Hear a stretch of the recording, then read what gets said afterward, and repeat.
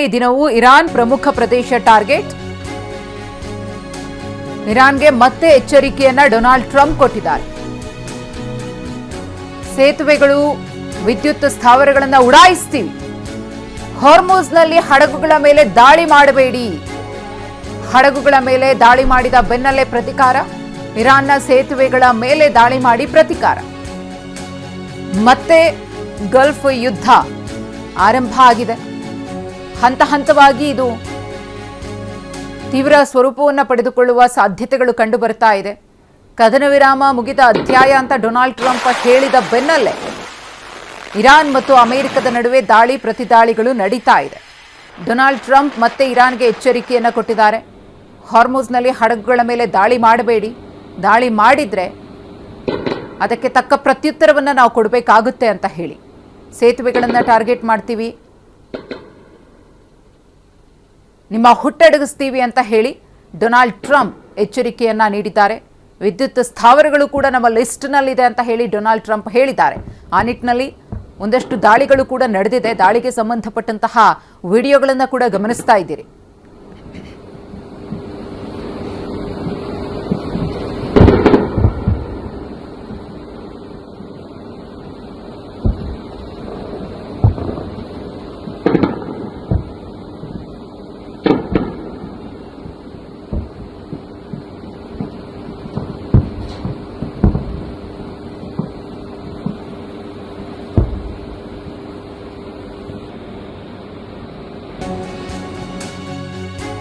Iran Iraq ಗಡಿಯಲ್ಲಿ ಅಮೆರಿಕದಿಂದ bomb ದಾಳಿ. Iran ಸಂಪರ್ಕಿಸೋ ಸಲಾಂಚೆ ಗಡಿಯಲ್ಲಿ ದಾಳಿ ನಡೆದಿದೆ. ಹೌತಿ ಪಡೆಗಳಿಂದ ಸೌದಿ ಹಡಗಿನ ಮೇಲೆ ದಾಳಿ.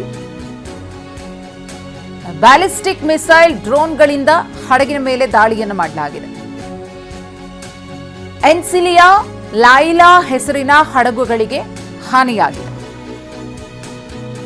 ನಿಯಮ ಉಲ್ಲಂಘಿಸಿದ್ದಕ್ಕೆ ದಾಳಿ ಅಂತ ಹೇಳಿ ಹೌತಿಗಳು ಇಲ್ಲಿ ತಮ್ಮ ದಾಳಿಯ ಬಗ್ಗೆ ಸ್ಪಷ್ಟನೆಯನ್ನ ಕೊಡ್ತಿದ್ದಾರೆ. ಹರೀಶ್, ಗಮನಿಸ್ತಾ ಇದ್ದೀವಿ ಯಾವ ರೀತಿಯಾಗಿ ಅಮೆರಿಕ ಮತ್ತು ಇರಾನ್ ನಡುವೆ ಮತ್ತೆ ಯುದ್ಧ ಆರಂಭ ಆಗಿದೆ, ದಾಳಿ ಪ್ರತಿದಾಳಿಗಳು ನಡೀತಾ ಇದೆ ಅಂತ ಹೇಳಿ.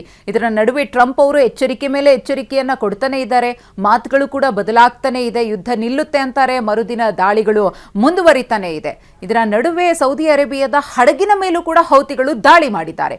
ಏನಾಗ್ತಿದೆ ಅಂತ ಈ ಗಲ್ಫ್ ಯುದ್ಧದ ಬೆಳವಣಿಗೆಗಳು? ಮಧುಶ್ರೀ, ಇರಾನ್ ಹಾಗೂ ಅಮೆರಿಕ ನಡುವಿನ ಸಂಘರ್ಷ ಆರಂಭ ಆಗಿ 147 ದಿವಸಗಳು ಕಳೆದಿರುವಂತಹದ್ದು. ಈ 147 ದಿವಸಗಳಲ್ಲಿ ಅನೇಕ ಕದನ ವಿರಾಮಗಳು ಆಗಿರುವಂತಹದ್ದು, ಮತ್ತೆ ಅನೇಕ ಕದನ ವಿರಾಮ ಉಲ್ಲಂಘನೆ ಕೂಡ ಆಗಿದೆ. ಅಮೆರಿಕ ಹಾಗೂ ಇರಾನ್ ನಡುವೆ ಎಲ್ಲವೂ ಕೂಡ ಮಾತುಕತೆ ಆಗಿದೆ. ಒಂದು ಒಪ್ಪಂದಕ್ಕೆ ಬಂದು ಎಲ್ಲವೂ ಸರಿಯಾಯಿತು ಅನ್ನುವಂಥ ನಿಟ್ಟಿನಲ್ಲಿ ಕದನ ವಿರಾಮಕ್ಕೆ ಸಹಿಯನ್ನು ಹಾಕಿದ್ರು ಕೂಡ, ಒಪ್ಪಂದಕ್ಕೆ ಸಹಿಯನ್ನು ಹಾಕಿದ್ರು ಕೂಡ ಕಳೆದ 13 ದಿವಸಗಳಿಂದ ನಿರಂತರವಾದಂತಹ ದಾಳಿ ಪ್ರತಿದಾಳಿಯನ್ನ ಅಮೆರಿಕ ಹಾಗೂ ಇರಾನ್ ಮಾಡ್ತಾನೆ ಇರುವಂತಹದ್ದು. ಕದನ ವಿರಾಮವನ್ನ ಎರಡೂ ದೇಶಗಳು ಕೂಡ ಉಲ್ಲಂಘಿಸಿವೆ. ಇಲ್ಲಿ ಬಹು ಮುಖ್ಯವಾಗಿ ಶುರುವಾಗಿದ್ದು ಎರಡೂ ದೇಶಗಳ ನಡುವೆ ಮತ್ತೆ ಸಂಘರ್ಷ ಅಂತಂದ್ರೆ ಅದು ಹರ್ಮುಜ್ ಜಲಸಂಧಿಯಲ್ಲಿ ಹಡಗುಗಳು ತನ್ನ ಒಪ್ಪಿಗೆ ಇಲ್ಲದೆ ಹೋಗ್ತಾ ಇರತಕ್ಕಂಥ ಹಡಗುಗಳ ಮೇಲೆ ಇರಾನ್ ನಿರಂತರವಾದ ದಾಳಿಯನ್ನ ಮಾಡ್ತು. ಇದು ಅಮೆರಿಕಕ್ಕೆ ಎಲ್ಲೋ ಒಂದ್ ಕಡೆ ಆಕ್ರೋಶಕ್ಕೆ ಕಾರಣ ಆಯಿತು. ಹಾಗಾಗಿ ಇರಾನ್ ಮೇಲೆ ದಾಳಿಯನ್ನ ಮಾಡ್ತಾ ಇದೆ. ಕಳೆದ 12 ದಿವಸಗಳಿಂದಲೂ ಕೂಡ ಇರಾನ್ ಮೇಲೆ ಅಮೆರಿಕ ದಾಳಿಯನ್ನ ಮಾಡ್ತಾ ಇದೆ. ಇರಾನ್ ಪ್ರತಿಯಾಗಿ ಗಲ್ಫ್ ನಲ್ಲಿ ಇರ್ತಕ್ಕಂಥ ಅಮೆರಿಕದ ಸೇನಾ ನೆಲೆಗಳನ್ನ ಗುರಿಯಾಗಿರಿಸಿಕೊಂಡು ಟಾರ್ಗೆಟ್ ಅನ್ನ ಮಾಡ್ತಾನೆ ಇದೆ. ಸಂಘರ್ಷ ಮುಂದುವರಿತಾ ಇರುವಂತಹದ್ದು. ಇದರ ಮಧ್ಯೆ ಸೌದಿ ಅರೇಬಿಯಾದ ಹಡಗಿನ ಮೇಲೆ ಈಗ ಇರಾನ್ ದಾಳಿಯನ್ನ ಮಾಡಿರುವಂತಹದ್ದು. ಕೆಂಪು ಸಮುದ್ರದಲ್ಲಿ ಬಹುಮುಖ್ಯವಾಗಿ ಇರಾನ್ ಅಂತಂದ್ರೆ ನೇರವಾಗಿ ಇರಾನ್ ದಾಳಿ ಮಾಡಿಲ್ಲ. ಇರಾನ್ಗೆ ಬೆಂಬಲ ಆಗಿರ್ತಕ್ಕಂತಹ ಹೌತಿಸ್ಗಳು ಕೆಂಪು ಸಮುದ್ರದಲ್ಲಿರ್ತಕ್ಕಂಥ ಸೌದಿ ಅರೇಬಿಯಾದ ಹಡಗಿನ ಮೇಲೆ ದಾಳಿಯನ್ನ ಮಾಡಿರುವಂತಹದ್ದು. ಇದು ಈ ಒಂದು ದಾಳಿ ಏನಿದೆ ಇದು ಸಂಘರ್ಷವನ್ನ ಮತ್ತಷ್ಟು ಉಲ್ಬಣಗೊಳಿಸುವಂತಹ ಸಾಧ್ಯತೆ ಇದೆ. ಬಹುಮುಖ್ಯವಾಗಿ ಅಮೆರಿಕ ಅಧ್ಯಕ್ಷ ಡೊನಾಲ್ಡ್ ಟ್ರಂಪ್ ಅವರು ಇರಾನ್ಗೆ ಒಂದು ಎಚ್ಚರಿಕೆಯನ್ನ ಕೊಟ್ಟಿರುವಂತಹದ್ದು. ಹರ್ಮುಜ್ ಜಲಸಂಧಿಯಲ್ಲಿ ಹಡಗುಗಳ ಸಂಚಾರ ಸರಾಗವಾಗಿ ಆಗಬೇಕು.